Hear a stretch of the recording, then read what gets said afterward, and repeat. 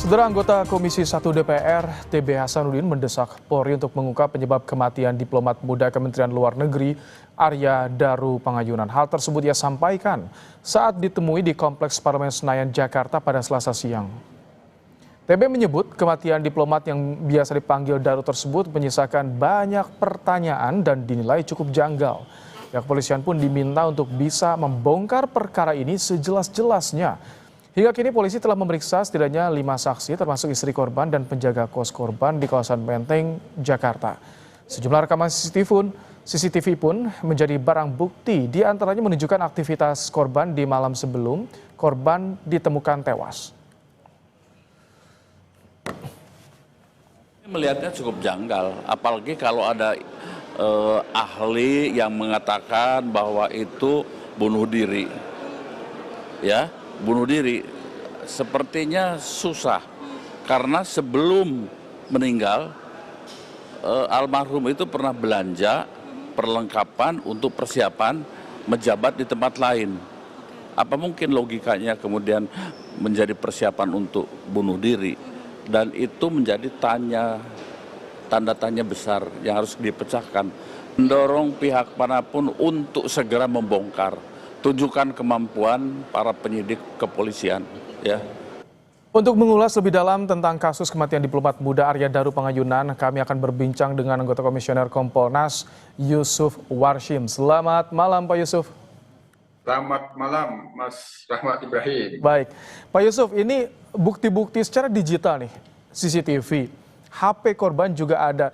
Tapi kita sangat minim sekali perkembangan penyelidikan dari kepolisian. Bagaimana Kompolnas melihatnya? Apakah ini termasuk lambat atau seperti apa? Baik, terima kasih. Dalam pantauan Kompolnas sampai saat ini bahkan mungkin penyidik tidak menonton. Mereka sedang bekerja. Mereka sungguh-sungguh melakukan penyelidikan. Memang kita lihat pada peristiwa ditemukannya meninggal dunia almarhum ini, penyelidikannya memang penguatannya pada scientific crime investigation. Pertama, scientific crime-nya itu tentu ada pada TKP. TKP ini harus betul-betul ori.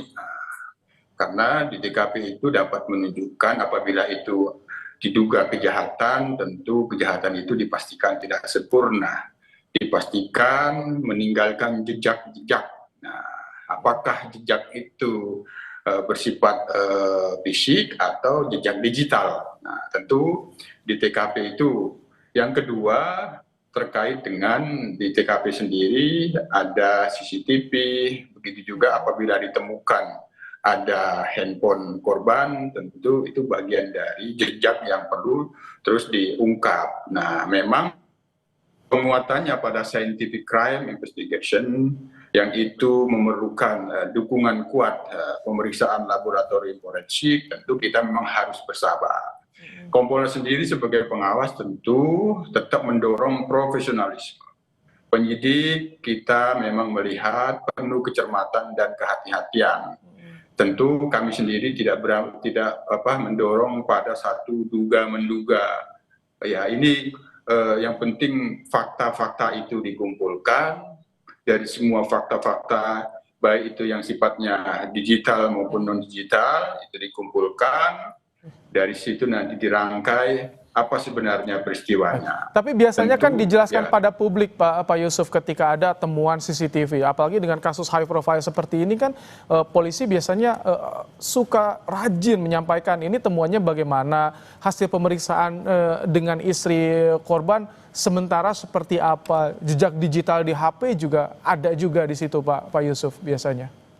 Ya, tapi dalam monitor kita dari Humas Polda itu ada sedikit menjelaskan juga terkait dengan adanya komunikasi dari pihak keluarga yang itu diduga istri kepada penjaga. Itu kan sudah memberikan penjelasan yang untuk sementara menjelaskan dugaan mondar-mandirnya para penjaga kos itu. Tapi tentu untuk selanjutnya kan ini perlu dianalisis menjadi sebuah rangkaian cerita sampai ditemukannya, sampai mencongkel jendela itu, terus membuka pintu itu, kan itu kan rangkaian cerita, yang itu perlu dirangkai. Nah, hanya sekali lagi, memang kita sangat mendukung bahwa pengungkapan kasus ini penguatannya pada scientific crime investigation. Misal di TKP kan memang apabila ya sekali lagi itu peristiwa kejahatan dipastikan tidak sempurna. Kalau memang ada pelakunya yang itu kita duga, tapi ini tidak bermaksud mengarahkan apabila memang itu diduga ada kejahatan, apakah itu ada potongan rambut yang jatuh, itu rambut siapa, itu kan bisa dilakukan pemeriksaan DNA. Ya, Tapi informasi yang didapat Kompolnas sejauh ini bagaimana sih gambarannya konstruksi hukum sementara? Karena banyak sekali bola liar yang muncul dari kasus ini. Benar, ini kasus yang high profile, bukan main-main, sehingga perlu kehati-hatian.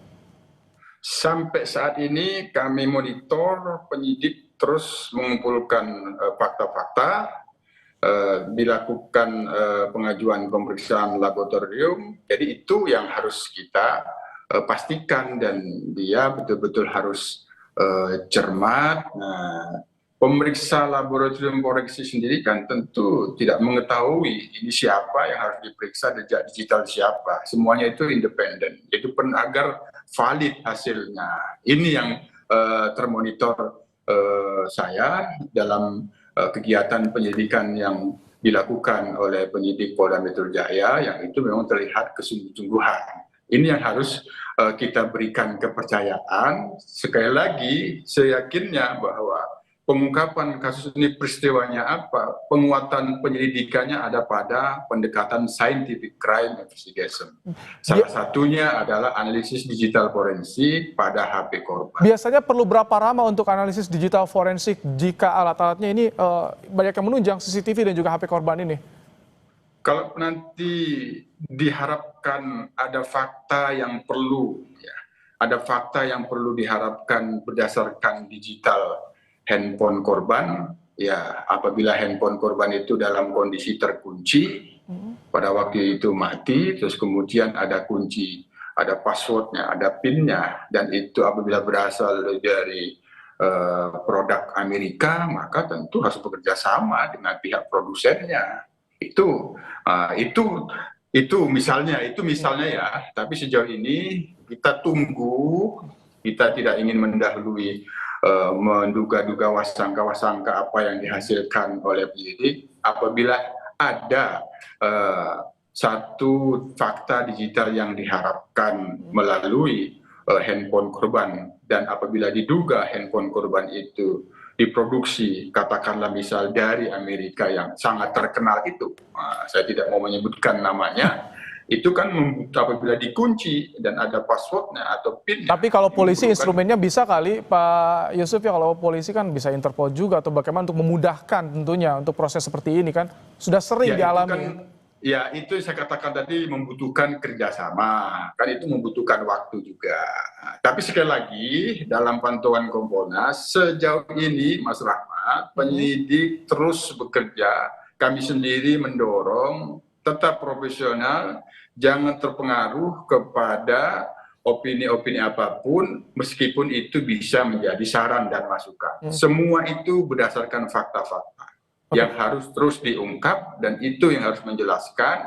Apabila pemeriksaan laboratorium forensik, maka itu kita tunggu. Nah, yang kedua terakhir soal nanti otopsi, ini kan apakah diperlukan ekshumasi, ya itu tentu kami Kompolnas tetap mendukung apabila itu memang diperlukan, dilakukan ekshumasi untuk memberikan lebih terang penyebab kematian, tentu itu dilakukan. Apabila memang itu tidak, yang sekarang ini sudah didapatkan hasil otopsinya, apa yang ada di dalam jenazah korban, apakah ada tanda-tanda kekerasan atau tidak, saya kira itu juga sudah bisa menjelaskan. Tapi tentu ini yang punya otoritas tentu kedokteran forensik yang bisa menjelaskan itu. Kalau misalkan direncanakan 11 hari rampung ya penyelidikan, bagaimana ada tidaknya perbuatan pidana, artinya di pekan ini bukti kuat, bukti kunci, saksi kunci juga artinya sudah dikantongi oleh penyidik.